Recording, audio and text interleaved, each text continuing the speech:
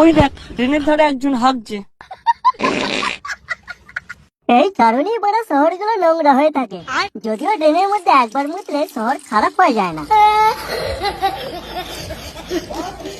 কিন্তু ড্রেনের জলগুলো যাচ্ছে কোথায়? আমি বলছি ড্রেনের জল যাচ্ছে কোথায়। আমার সাথে তোমরা আসো। কিন্তু আমরা তো কাকুকে খুঁজতে এসেছি।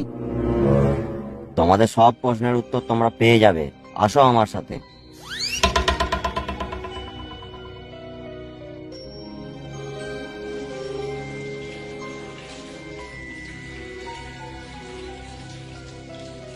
একই রে বলা, এটা আবার কোন জায়গায় এসে পৌঁছলাম রে লাউরা?